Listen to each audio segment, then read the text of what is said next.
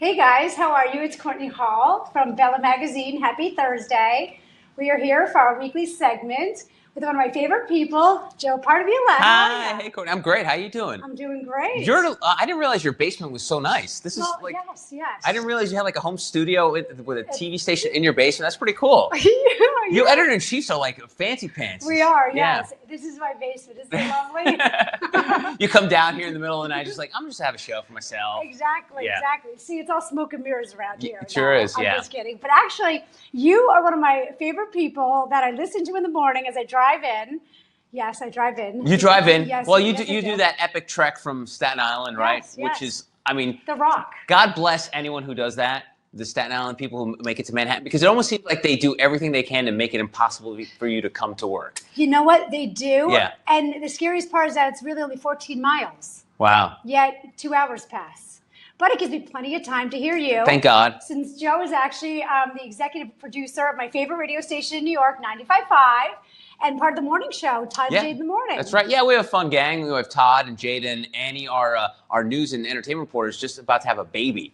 So it's kind of exciting times. I saw that on social. What, like right now? Yeah, she was supposed to come in today, and then last night she emailed goes, looks like I'm going to go to the hospital tonight. So now we're just waiting. It's her first. So, you know, the way they say you're first, you're in labor for God bless you, Annie. You've got a long day ahead of you, my friend. I have 3. Yes. How long was your first one? Did you take a while for that first time around? Because supposedly they say you could be in labor for like days for the first shot. It seemed like it went on for months, but it was a good 24 hours. Yeah, that's good. 24. Nice. So like a commute from Staten Island to Manhattan. Exactly. Cool. Exactly. All right. It was like giving birth. Yeah, good luck, Annie. We're super excited. Yeah. So, all right. So I want to start off because honestly, you know what? A lot of people asked me when we were doing the article in the current issue in New York Times, Joe, how you got started in the radio business. You really don't hear about that too much these days. Yeah. Well, it's almost accidental. So growing up, I always wanted to be in show business, but I was like a kid of immigrants, so we didn't have any like showbiz contacts or know anybody. Okay. So I was going to college at William Patterson.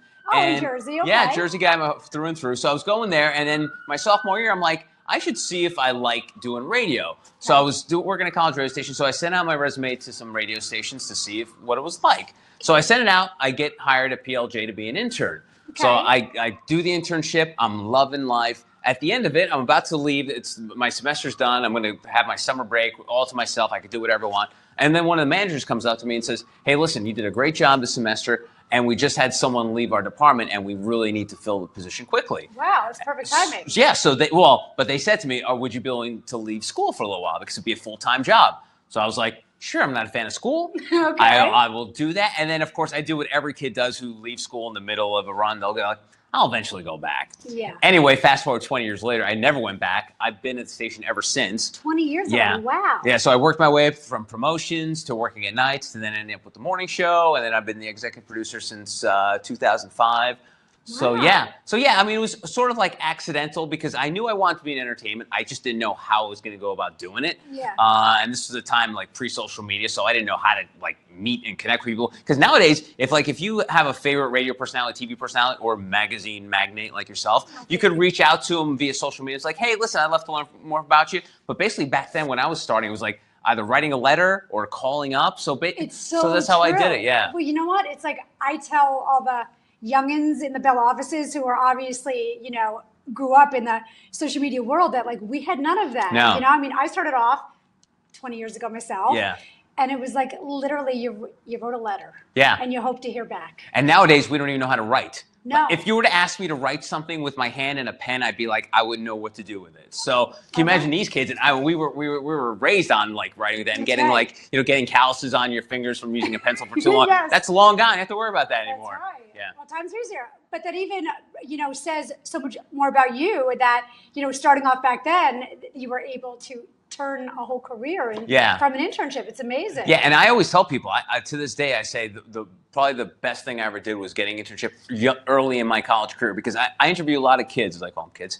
I interview them, and they're like juniors and seniors in college, and then going for an internship. I'm like, why would you do that? Why would you go through all this college and then try to feel out a career this late in the game? Because what if you go in and get an internship, say, at a radio or television station, and at the end of it be like, boy, this sucks. That's right. I went to school for this. This is the worst thing possible. So I always tell the first thing first, I always say, listen, try to get internship as quickly as possible, and always just put yourself out there meeting people, because unless you're born with a silver spoon or know somebody in the business, it's just really hard to get a foot in the door, you know? No, absolutely. And it definitely is all about networking. But I think that is good news for interns out there because, interns, always want to stay at the place they love that they've interned at, and it's very rare. So I think that's great. And I think that, interns are a great start to a bright future. Yeah, well, it's funny too. When I started, there weren't all these like corporate rules and regulations. So kids would intern for like years. Like they just loved being an intern. Yeah, for free. Exactly. Now all of a sudden, corporations started buying all the stations. Like, you can't do that. That's slave labor. So nowadays, you just do your semester, you do it for college credit, and move on. That's right.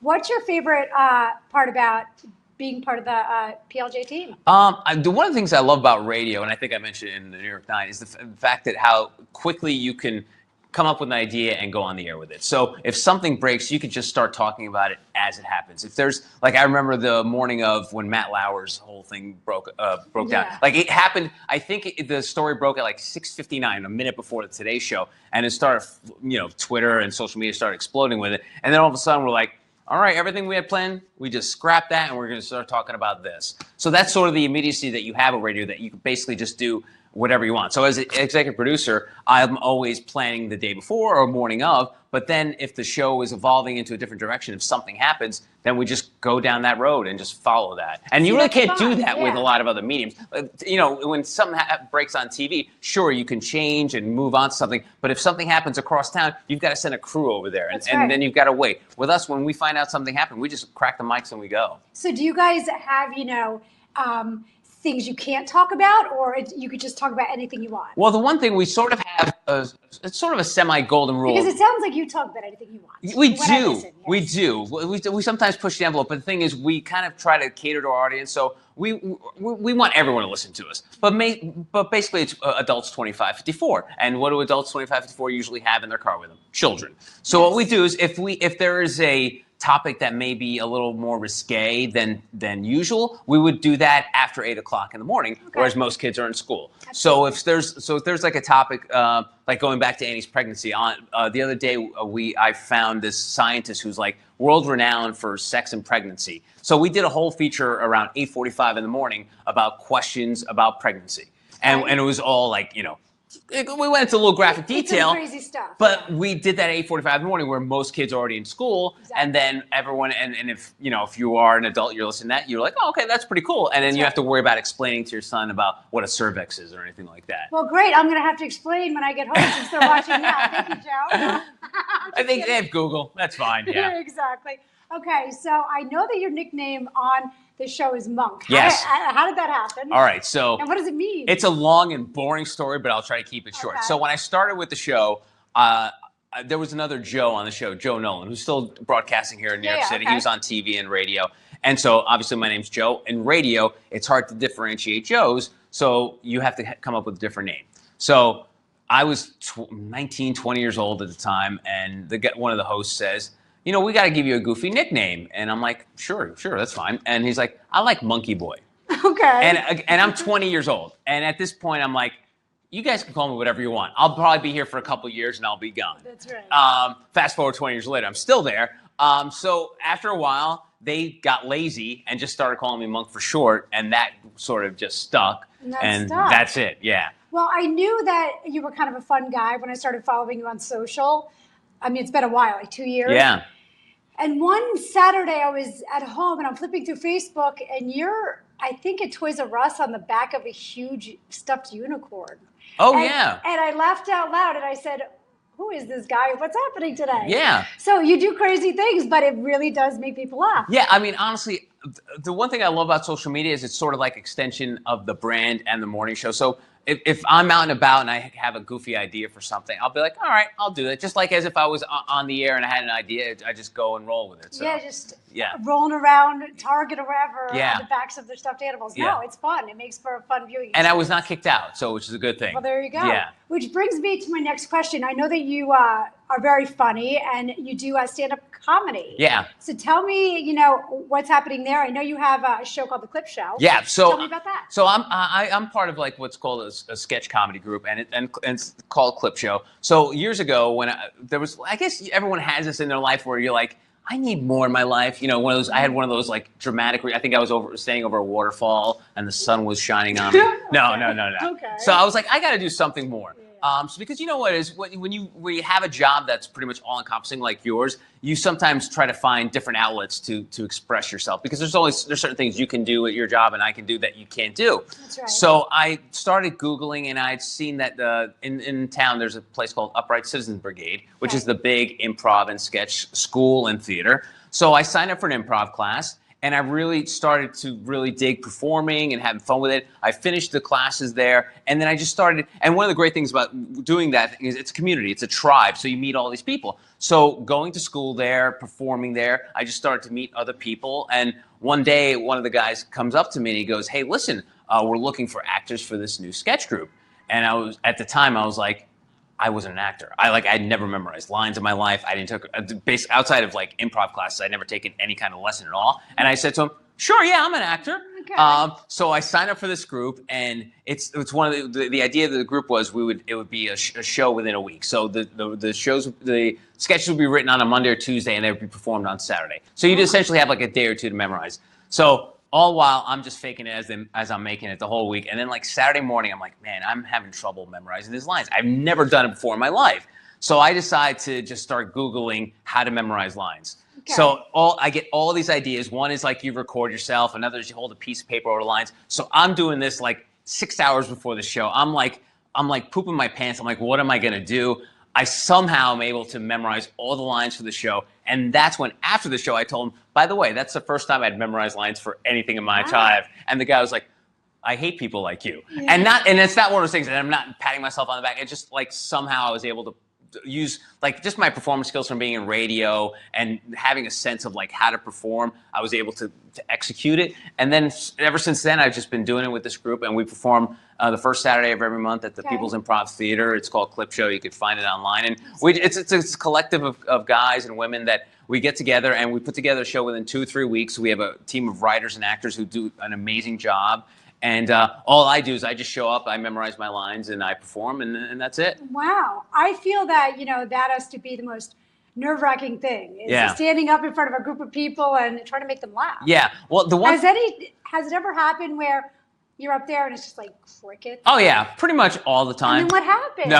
I mean, it's not all the time, but if it ever happens. Honestly, it's one of those things. Silence is not as bad as you think when you're performing, because what happens is you don't have to worry about having to stop for laughter. So you just you just do all your lines and everything like that. So honestly, when it happens, and it does happen to any performer, I just kind of muscle through, and sometimes I'll heighten it I'll do even stupider things, knowing that, hey, listen, this bit is gone. There's no way of saving it. And you just elevate and just have fun with it. The audience knows that it's a flop, so you just continue and wait till it's over. And then what we call a blackout, when the lights go dark, you get off that stage as quickly as possible, like, whew, that was pretty bad. But you know what? I'll get them next time. But that's amazing, though. And I feel like you really, need to have that focus, and passion for it, because most people couldn't just stand up there and keep going. Well, amazing. I think you just do anything for that high of performing. And it's one of those things where, like, I don't have an addictive personality, but I could see why a lot of performers, actors, singers have, like, drug and alcohol issues, because that high you get from performing, it's so hard to replicate any other way. So you can imagine, like, a performer who's playing at Madison Square Garden in front of 20,000 people, then 2 hours later, they're sitting in their hotel room all by themselves, and they're like, what the hell just happened to me? Speaking of hotel rooms. What? The hotel room you stayed in for the snowstorm was pretty scary looking. Oh, geez, you scared me. I thought you were inviting me to your hotel. No, yes. So my company's great. They do it. They take great care of me. But during the snowstorm last week, they were scrambling to find a hotel room, and they found, I think, the room from The Shining. Yes. It was a closet in someone's basement. Not mine, but someone. It was frightening. It was pretty much the Shining without the twins and Scatman Carruthers. But it was pretty frightening. But it was only for one night, and then I survived the storm, and it was all good. And you were back. Yeah. So, okay, who have been your favorite mentors or influencers as you've developed your comedic career? Yeah, well, definitely. Well, growing up, it was always David Letterman. He was my hero. It's funny. As a kid, everyone's hero was like Don Mattingly or Michael Jordan, and mine was like David Letterman. Okay. So I used to like sneak out of bed and watch, late night when he was on NBC at 12:30 and watch him. And to me, those were like my gods, like David Letterman, Johnny Carson, Jay Leno when he was first starting out. Okay. So that was like, so I got my ironic sensibilities from him, from watching him. I just love that form of comedy. And then as I got into radio, it was the two guys who had hired me, Scott Shannon and Todd Pettengill. So they pretty much showed me how to do. It was, to me, I always called it like Radio 101, where the stuff you don't learn in school, you learn on the job. I learned from those two guys. You know, Scott is the old school radio guy who knows the machinations of radio, and Todd is the performer who's able to be funny on a dime. So I learned so much from those two guys, and I'd have no career if it wasn't for them. That's amazing. Yeah. You know what? I think that our next part's going to be a little more fun. Uh-oh. It's quick. So you're saying the previous part was not fun? No, it was very fun. Oh, okay, cool. It was very fun, but I think it's all right. You scared me for a second. So this is the part where it gets good. This other part we're not going to use. No, okay. It was good, but this is rapid fire questions. Oh, okay, cool. So you just got to answer. I don't know if I can handle that. No, okay. There's only a few. Okay, all right, you better cool. not mess up the last one. Oh, geez. Okay? Is there like a clock or anything? No. Okay. Favorite musician? Favorite Peter Gabriel. Okay. Favorite guest on the show? John Mayer. Why? He's probably one of the coolest dudes you'll ever meet, and I say that in terms of like he regardless of him being a superstar and being an A-lister and dating like the most beautiful woman in the world, he can just have a regular conversation like a regular dude. I like that. Yeah. I like it when they're normal. Worst interview? That might be tough to say. No, actually, no, it's not bad. Steven Seagal. Steven Seagal came in years ago, and something that you probably don't know about Steven Seagal, he makes his own sense. So he came in. He's from Staten Island too. It makes a lot of sense now. No offense, Staten Island. So he came in, and I guess he created his own perfume, and he walked in the room, and we're in a little studio, and we thought we needed like some sort of gas mask or something like that because it was so pungent and powerful, and on top of that, he was just a really dreadful interview. So to this day, I still remember. I think I actually might have the smell on me still. About it was that bad. Yeah. I was wondering what it was. Sorry about that. Yeah. I'm just kidding. Okay. I know that you mentioned loving Letterman and Leno, but who is your favorite comic of today? Today, I would say probably, and it's probably the worst time to say it, but Aziz Ansari. Okay. He's probably the best stand-up comic, and I know he's going through a little issue right now. But yeah, in terms of like someone who I would pay to go see, definitely Aziz. Yeah. What makes you laugh?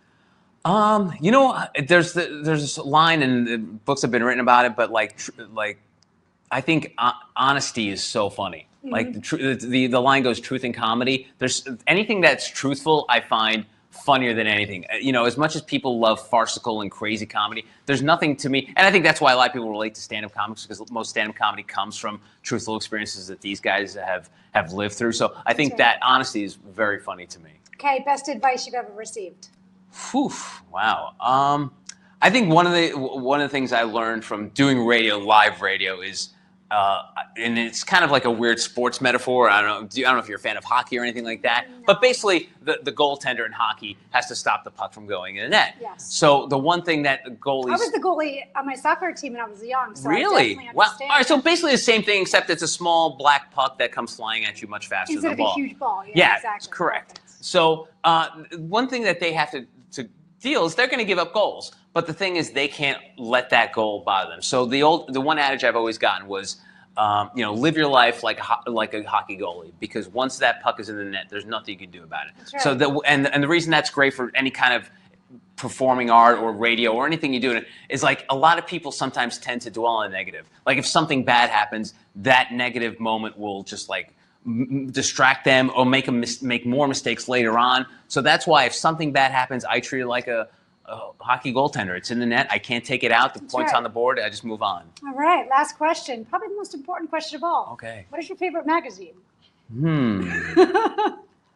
Can I get back to you on that? I'll kill you. No, I would say Bella Magazine, especially this month's issue, is probably your best issue ever. Oh, I think so. Yeah. I think so, yes. I mean, it was a great, perfect wraparound. You got Jillian Michaels in the front and I'm in the back. That's right. Yeah. Two of my favorite people in just one sandwich. issue. It's like a sandwich. That's right. A Jillian and Joe sandwich in That's Bella right. Magazine. That's right. Well, Joe is actually, as I mentioned in the beginning, he is our New York 9 in the current issue with Jillian Michaels on the cover, on sale everywhere right now. You could definitely spot it much easier now in Barnes & Noble since we are in these massive promotional racks Wow. throughout the East Coast. That's right awesome. Now. Yeah, so it's amazing. Can I ask you a question? Oh dear. So yes. how did I end up in the New York Times? Because New York, I believe there's like 8 million people, 16 million in Metro. How did I? How was I able to receive that honor of being New York Times? Dan, my husband, who you know, and I absolutely love people that make us laugh. And when I drive in, 95.5 is on, and I mean, sometimes I'll even like email you and text you, be like, oh my gosh, I'm listening now. You make me laugh. And I think that everyone in New York has to know. You better tune in Monday through Friday, 7 a.m. to 11? Well, you could try 7, but 6 to 10. We're on 6 to 10, 6 to 10. Yeah. I'm normally catching around the 8:30 hour. That's fine. That's the cool. The adult hour. Now, are you sure I wasn't, because I heard something about Billy Crystal fell through. That's why you needed me in the last second. No, that's not true? Never, okay, all right. Never. Just checking. He asked. I said, no, we have Joe. Oh, all right, so good. You need to wait for the next issue. That is a complete lie, but I'll accept it. That's Thank right. you. Well, good, Joe. Thank you so much. Thank you. you. This is very fun. And everyone, don't forget to tune in daily and listen to Joe and the fun morning team, Todd and Jade in the morning. And we will see you next Thursday at 4. Have a good one.